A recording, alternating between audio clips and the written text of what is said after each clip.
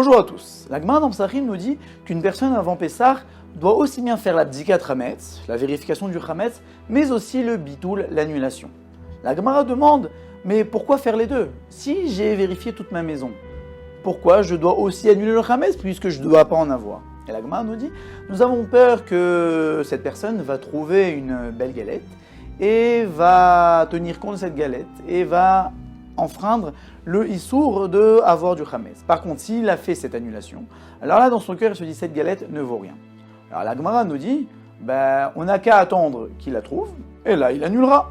Il dira, j'annule cette galette, pour moi, elle n'a rien à faire, elle n'a pas de valeur. Et la Gemara nous répond, nous avons peur qu'il trouve cette galette-là pendant Pessah, ce pain-là pendant Pessah, et là, c'est trop tard, puisque pendant Pessah, nous ne pouvons plus annuler le Hametz qui se trouve en notre possession. Ça, c'est la Gemara.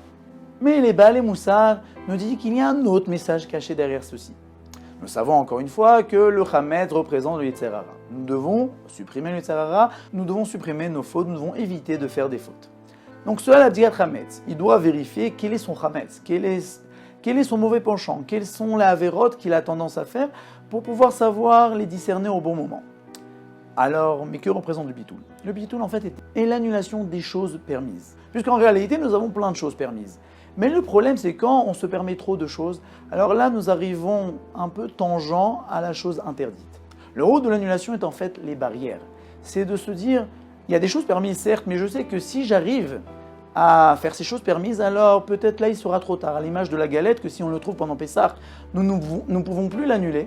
Alors aussi, si nous commençons à faire toutes les choses permises, alors à un moment, nous arriverons dans un gouffre et nous ne pouvons plus nous relever. Donc le but est de mettre des barrières avant de tomber dans le gouffre et de savoir se mettre des barrières dans les choses permises, de savoir ne pas nous approcher des endroits où nous savons que nous avons à avoir des tentations, ou ne pas s'approcher des moments, comme nous savons par exemple la veille de Shabbat est un moment assez propice pour s'énerver, donc de prévoir le coup et de savoir que ce moment-là nous pouvons nous énerver et de faire tout ce qui est en notre possible pour éviter d'arriver à cet énervement.